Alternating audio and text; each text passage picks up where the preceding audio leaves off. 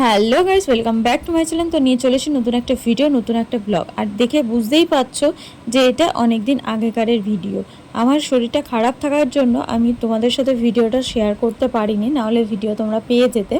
তো এখানে এটা আমাদের পাড়ার গলির ভিতরের পুজো, মানে গলির ভিতরে পুজোটা হচ্ছে, ঠিক আছে। তো আর আমাদের এখানে যে আমি যেই ভিডিও ক্লিপগুলো যে নিয়েছি, আমি ভেবেছিলাম তোমাদের সাথে ঢাকের আওয়াজ, ওখানে ঢাক বাজানো হচ্ছিলো, ঢাকের আওয়াজ, বা আমরা যে মায়ের নামে যে জয়ধ্বনি দিচ্ছিলাম সেই জয়ধ্বনি, সমস্ত কিছুটা আনন্দ হই হুল্লোড় যত করেছি সমস্তটাই তোমার সাথে আমরা শেয়ার করব ভেবেছিলাম আমি।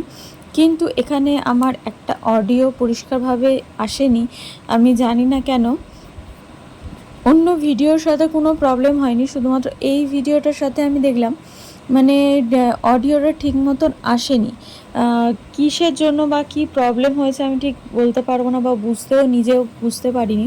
সেই আগের যেমন রিল গোটানো টেপের ক্যাসেট ছিল, যারা 90s-এর আছো তারা বুঝতে পারবে, বা সিডি ক্যাসেট, যাই হোক, সেগুলো যখন আটকে যেত তখন একটা প্যাঁ প্যাঁ করে কেমন একটা আওয়াজ হতো। তো সেই রকমই একটা আওয়াজ আসছে, আর পরিষ্কার নয় কোনো কথাগুলোই, বা ঢাকের আওয়াজটাও কোনো পরিষ্কার নয়, আর জয়ধ্বনি তো নয়। তো দেখো, মাকে আমরা এখানে বরণ করে নিয়েছি, বরণ করে এবার মায়ের বিদায়ের পালা, এই টোটো করেই নিয়ে যাওয়া হবে মাকে।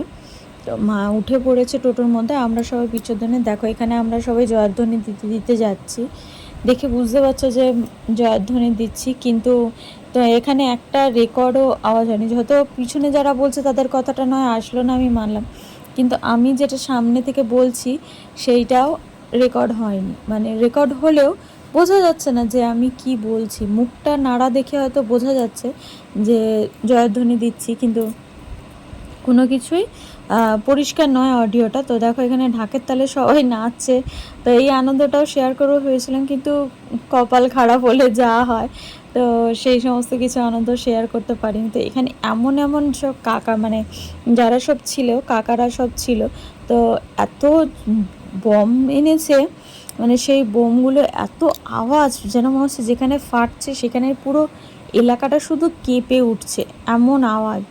কানে তো তালা লেগে যাওয়ার মতন খেপেছে, কি আলু বোম না গাছ বোম বলে আমি জানি না ঠিক সেটা। তারপরে মানে প্রজাপতির মতো একটা কি বাজি এনেছে, বলছে এটা প্রজাপতি বাজি, সেই আগে যেমন ছুঁচো বাজির মতো ছিল না একটা, লোকের পিছন পিছন দৌড়ে দৌড়ে চলে যেত, সেই রকম ধরনের। কিন্তু এটা মানে আকাশে, মানে খুব বেশি আকাশে উড়ছেও না, আর মাটির মধ্যেও নেই, মাটি থেকে হয়তো খুব বেশি হলে 4 আঙুল উপরে আছে, এরকম উপরে ভাসছে, আর প্রজাপতির মতো পাখনা মেলছে। সেটা আমার ভিডিও করা হয়নি, সেটা মানে এই বাজিটা আমি এই প্রথম দেখলাম, বেশ ভালো, তুরুক তুরুক করে লাফাচ্ছে আর প্রজাপতির মতো পাখা মেলছে, বেশ ভালো লাগলো বাজিটা। তো দেখো এখানে এবার মায়ের বিদায়ের একদম শেষ বেলায় আমরা চলে এসেছি। এখানে মাকে 7 বার ঘুরিয়ে নেওয়া হচ্ছে, তারপরেই মাকে নিয়ে নিরঞ্জন করে দেওয়া হবে। এই সময়টা না আমার খুব খারাপ লাগে, সেটা কালী ঠাকুর হোক বা দুর্গা ঠাকুরই হোক। এই ঘাটটা যে দেখছো, এই ঘাটেতেই আমাদের দুর্গা ঠাকুরেরও, মা দুর্গারও নিরঞ্জন করা হয়েছিল, এবং মা কালীরও নিরঞ্জন করা হচ্ছে।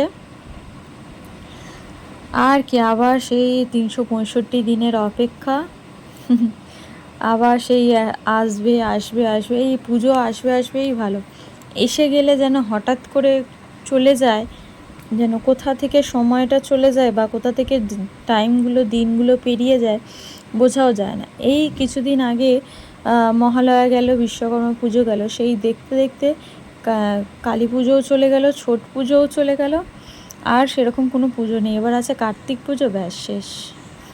তো আমি এখানেই ভিডিওটা শেষ করলাম।